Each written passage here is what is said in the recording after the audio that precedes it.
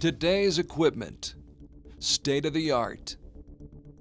The bows, finely tuned and ready for battle. But if you place a Stradivarius in the hands of a novice, it won't sound nearly as sweet as it does in the hands of a concert violinist. The same is true with a bow and arrow in the hands of a highly skilled archer. For 1 week in southern France, 400 athletes from 46 nations navigated their way through the qualifying rounds in Nimes at Archery's Indoor World Championships. Just off the Mediterranean coast of France, this city, once ruled by the Roman Empire, dates back to the 6th century BC.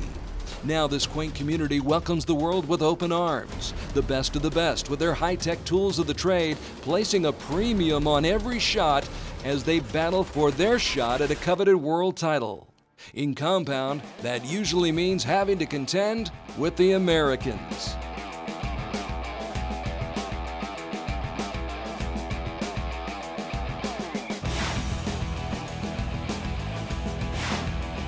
Hi, I'm Christy Collin. I'm Erica Jones. And I'm Crystal Galvin. We compete against each other all the time back home, and we push each other, and so I think our deep pool and our competitiveness back home is what makes us so good sometimes. I think the U.S. team is very strong because they're very close-knit, they very much support each other, and they work hard and have a great mental game. I think it comes down to the depth of competition in the US, and they get on so well as mates. I think they have a lot of tournaments in the year, much more than any other country. They have a high-level competitions mostly every month, every weekend. This week, actually, I never came across any of the U.S. members, so I guess that was lucky for me. The weakness probably is, I can't think of one. Sometimes maybe the overconfidence, sometimes. The weakness of the US team? I don't know if there is one. I don't think I've seen a weakness in them yet, so all the power to them.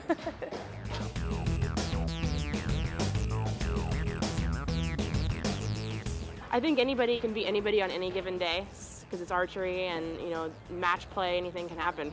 Especially here indoor, it's not so much about if it's just in or just out. It's all about who's on for the day. To beat us, you need wind and luck. To beat them, you really got to shoot 240 and hope for the best. Just hard practice, I think.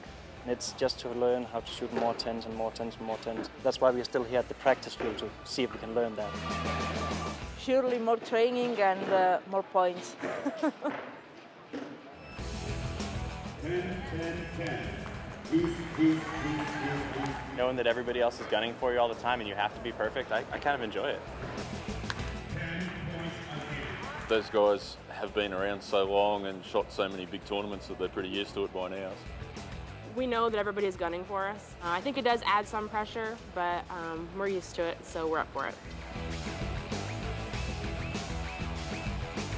We have been going to the US to a lot of competitions, so now they look at us and now they know that we are strong and we can do it.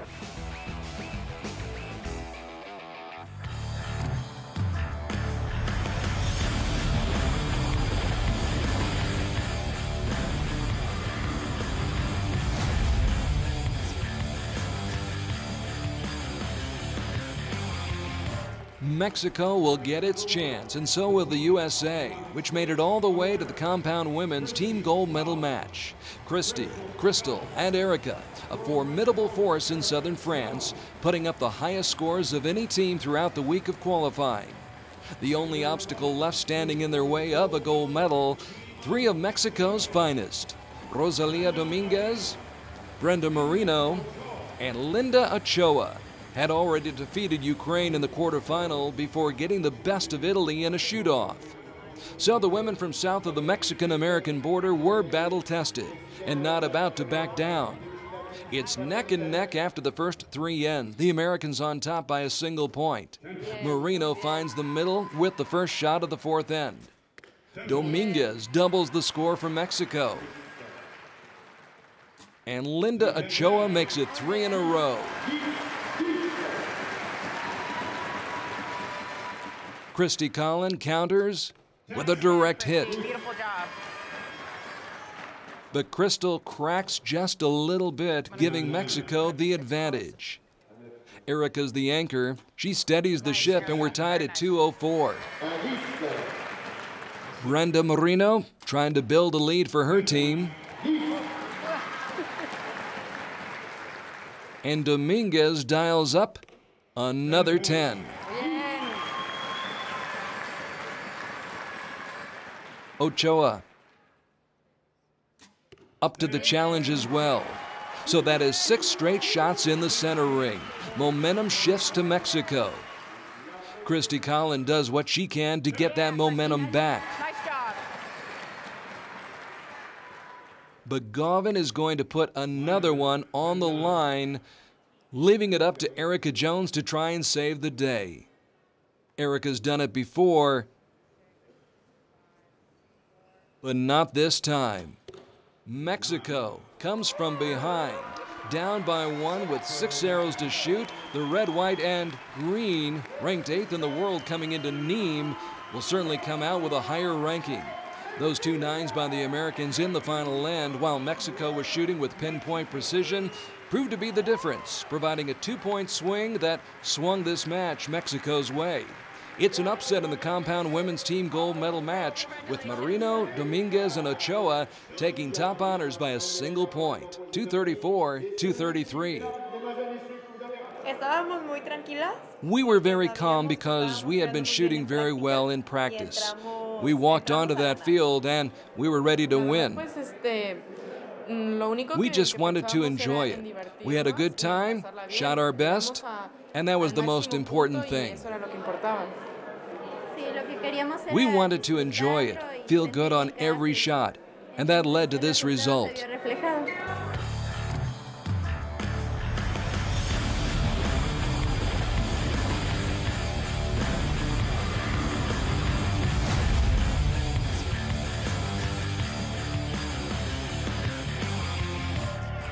The compound men's gold medal match would once again find the USA taking top billing on the marquee, trying to capture the gold medal that eluded the U.S. women. Jessie Broadwater, Braden Gelantine, and Rio Wild combining their talents to take center stage in the finals of this World Championship. Come to think of it, though, the American men were actually sharing that marquee with the daring Danes from Denmark, who had defeated the USA last summer at Stage 2 Antalya. Martin Damsbo, a champion in his own right, working with Patrick Larson and Stefan Hansen. It's all even after 3 ends, 176 apiece. Victory is in sight, but the question is, for which team? Patrick Larson, a gold medalist on the World Cup Tour last summer, pulls the trigger and hits the 9 ring. Hansen aims higher, but can't improve on Larson's score. Must be contagious. Martin Damsbo leaves his shot on the line. So Denmark is vulnerable now, and the USA knows it. Rio Wild under control, Rio right on target. Jessie Broadwater going to put the next shot in the same neighborhood. And then it's Braden with a bullet. Dead center. And just like that, the Americans have jumped ahead. Now, no lead is safe when you're dealing with Denmark. Larson regains his form and puts that shot right where he wants it. Stefan Hansen, 18 years old, sticks another 10. And Damsbo makes it dies, dies, dies.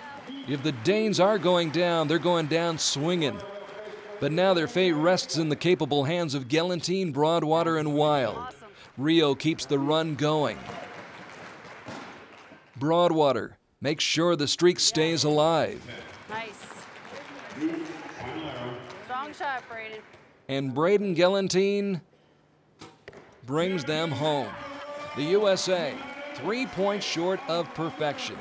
But it'll work for the red, white, and blue. The Wrecking Crew knocks out everyone in their path, beating Great Britain in the quarterfinals, Sweden in the semis, and the Danish go down for the count in the gold medal marquee matchup. Rio, Jesse, and Braden living up to advanced billing as the #1 team in the world.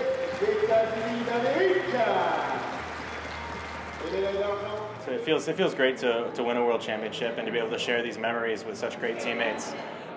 The way we performed out there, really, it's a testament to the hours that we put in practice, and just to come out here and perform as we're capable of is great.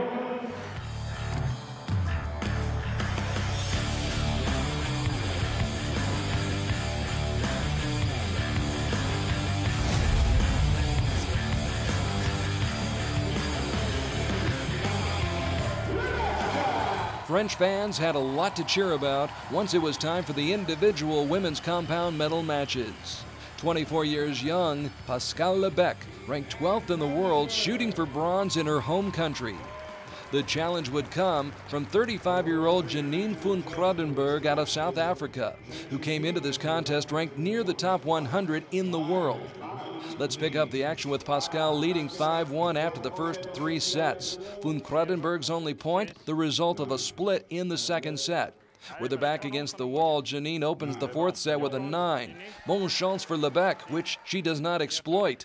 The South African not about to make the same mistake twice. That 10 puts pressure on Pascal, and it looks like Lebec's down by 1.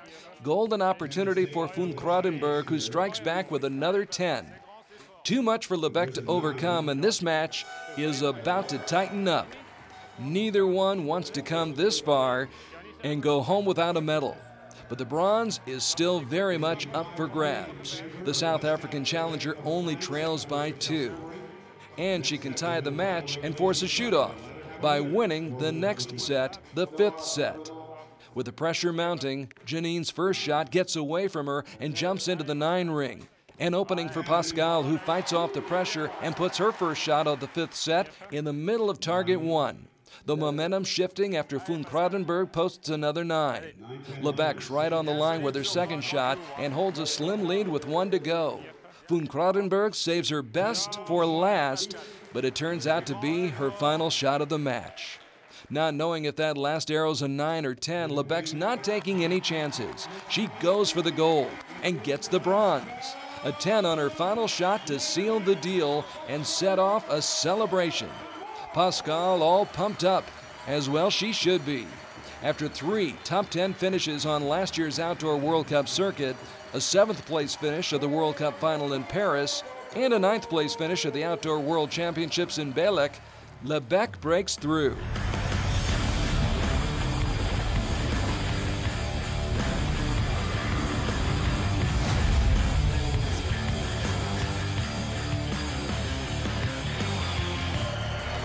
Now to the main event, at least for the French fans. Sophie Daudemont, one of their own, is one of a kind. She's the first archer to win an Olympic medal, switch from recurve to compound, and reach the gold medal match at a world championship. She'd have her own personal cheering section, providing moral support for this showdown with crafty Christy Collin from the U.S. After taking last year off, Christy's come back strong in 2014, has her own support system, Erica Jones in the coach's box. Let's go to the 4th set. Collin trailing 4-2 after splitting the first 2 with Sophie. Christy's backed into a corner but comes out swinging. Looks like it's on the line. No doubt about Daudemont's first arrow. So, can Christy seize the moment? Yes. Collin now has the upper hand in this 4th set and can pick up 2 points if she stays on track. A little off track with that shot, but it's enough to hold off Daudemont, who's disappointed with her first 2 attempts to close out this match. It's all tied up at 4-all after this shot, and it can break either way at this point. 3 shots to go for the gold medal. Christy going to take the first crack at it, and Christy Collin delivers. Nice, nice, nice. You're like a full shaft in. So Sophie must answer.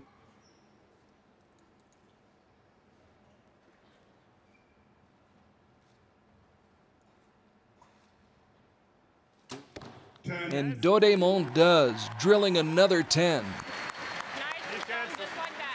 Collin now needs to connect again. With time running down, she does her best to save it, but Christy can't keep it in the center.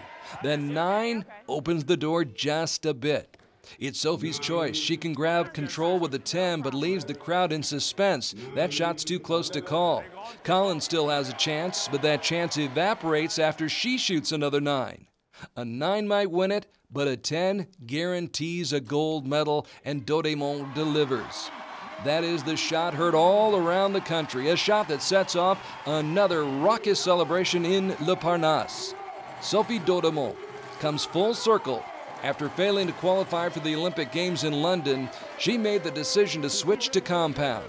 What started out as nothing more than just recreation winds up with Dodémont, a member of the police force in France, joining her national team and winning a gold medal at the World Indoor Championships in Nimes. And she earned it, defeating Linda Ochoa, Pascal Lebec, and Christy Collin along the way. Final score, 6-4 in favor of Sophie Dodémont. The first arrows were a bit difficult. I thought that third one will never go in.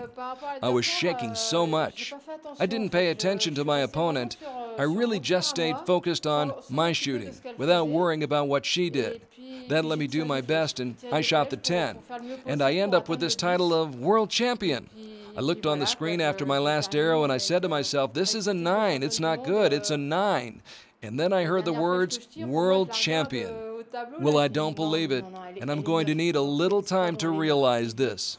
Puis on m'annonce championne du monde et voilà quoi, j'y crois pas. J'y crois pas et je vais avoir besoin d'un peu de temps pour y croire.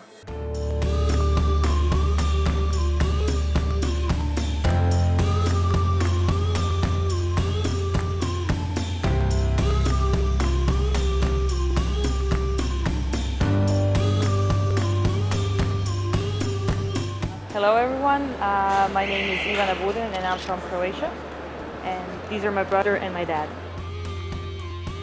Stefan Hansen from Denmark. And I'm his father, and my name is Dan Hansen from Denmark. I'm absolutely not an archer. I have never tried and I can't shoot. I help the team, that's my job. My brother introduced me into archery because he started, and then of course the little brother had to try it. I already played with some toy-like bows. I wanted my own one, and then I had to have a purple little compound, and that's how it all started. It's not difficult to travel with my father because he's not behind me at all. He's somewhere else normally. I think it's good for me to have my father because he knows me like nobody else knows me.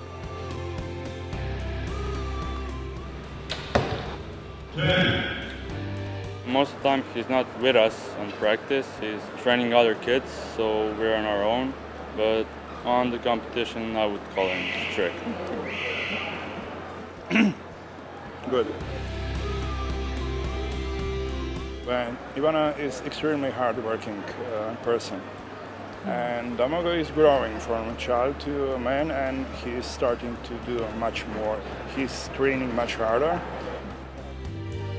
When Stefan is shooting for a medal, I think I'm quite more nervous than he is, but I think he's the happiest person. Yeah.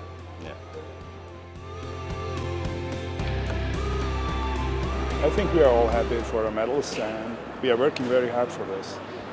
But they are their medals. I'm behind.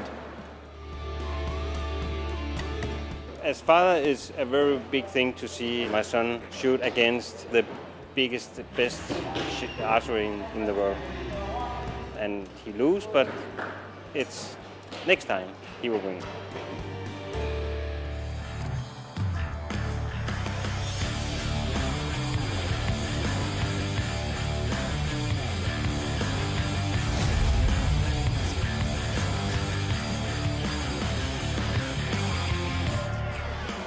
Jesse Broadwater's family watching anxiously back home in the U.S. as their favorite archer was stepping up to the line in the men's compound bronze medal match.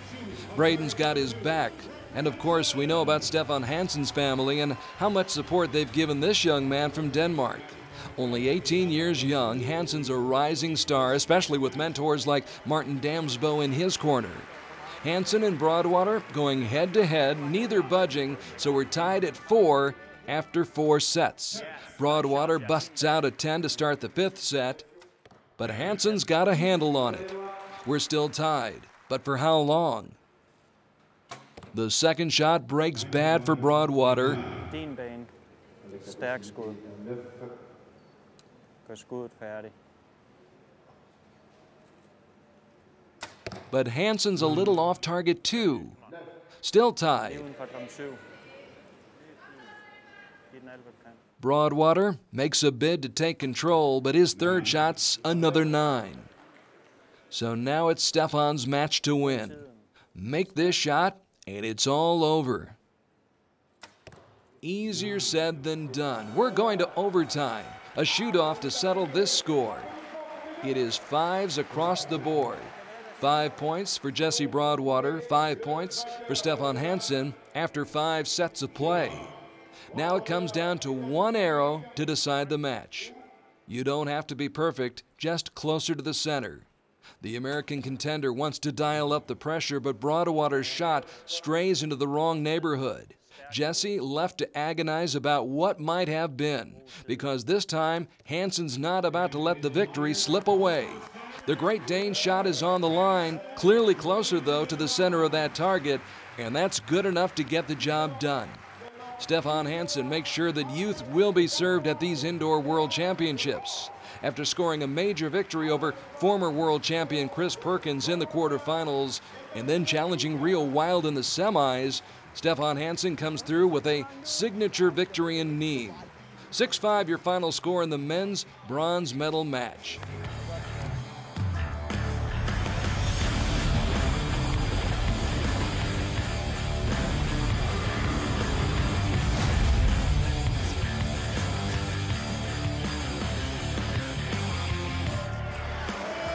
Two world-class heavyweights set to slug it out in the men's compound gold medal match. In one corner, the Sultan of Smooth, Italy's Sergio Pagni.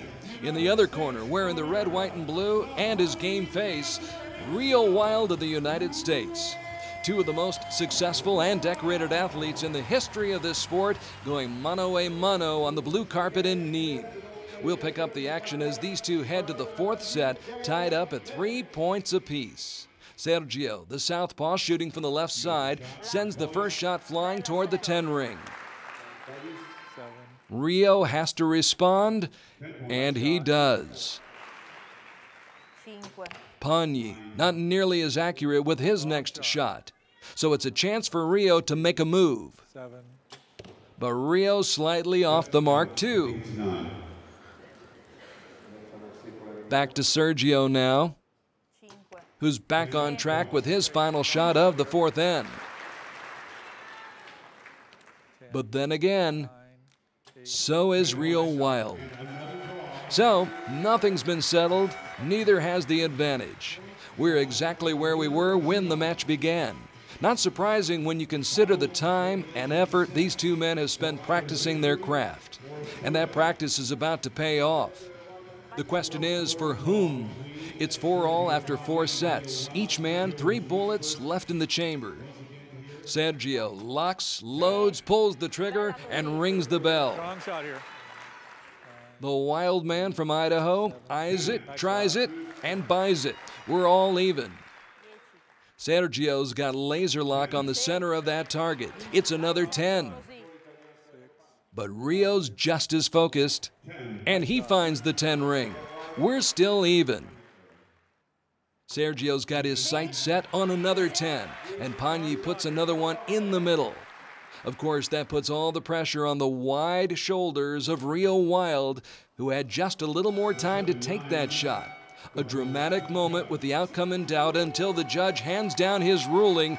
Rio's final shot's a 9, so it's game, set, match for Sergio. The pride of Italy, Sergio Pagni, puts an exclamation point on one of his biggest wins ever.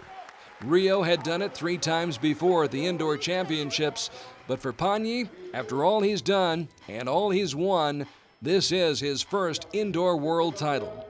It's been a missing piece of the puzzle for Pagni, who won back-to-back World Cup titles in 2009-2010.